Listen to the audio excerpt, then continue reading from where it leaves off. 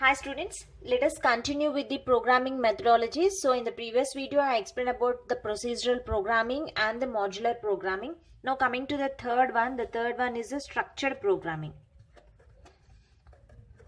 Structured programming. So what is the use of this structured programming? What we are doing in this structured programming? The structured programming is not a programming. Structured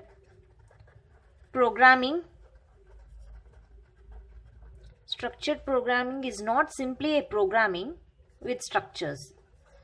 So whenever you thought that with structured programming, you think it is a programming with structures, but it is not like that. A structured programming is not programming with structures, but by using different types of code structures. So by using different types of code structures to write programs.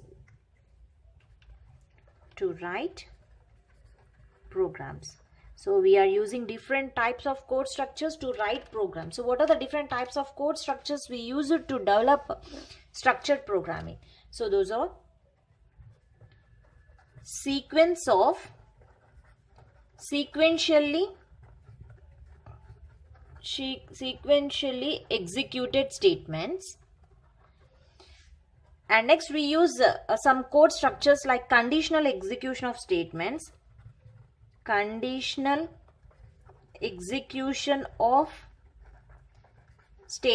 just like if statement, like that. And the remaining code structures are looping or iteration. So just like for while, do while. So these are all the different looping and iterations. And even we use the structured subroutine calls. Structured subroutine call. So that is nothing but functions. So a structured programming is not simply a programming with structures, but by using different types of code structures, you can write the program. So the structured program can be developed by using sequence of sequential executed statements, conditional execution statements, looping and iteration statements, and structured subroutine calls. So if you include some of these, you can call it as a structured programming. But in this style of programming, there is a great risk in implementation. So what is that great risk in implementation?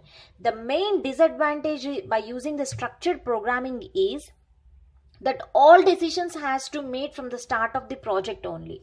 So whatever the decisions you are going to do create, so that decisions have to be taken at the start of your project only.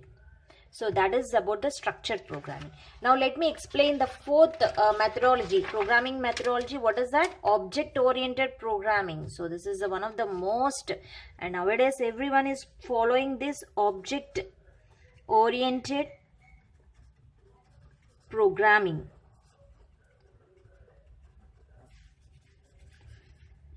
The object-oriented programming treats data as a critical. Let me write that. Object-oriented programming treats data as a critical in program development. So it's just think that whatever the data that we are using, that data as a critical element in program development. And does not allow it to flow freely.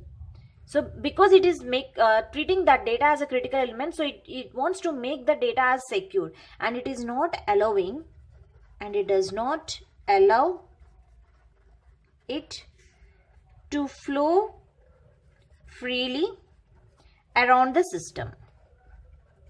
So it doesn't allow to run that, to use that data in entire system. Means it is making the data as a private, and it is making it's not declaring the data as a global data. So the object-oriented programming treats the data as a critical element in programming development, and it does not allow it to flow freely around the system. So here in object-oriented, we are using the objects So here object A and here the object B, and here.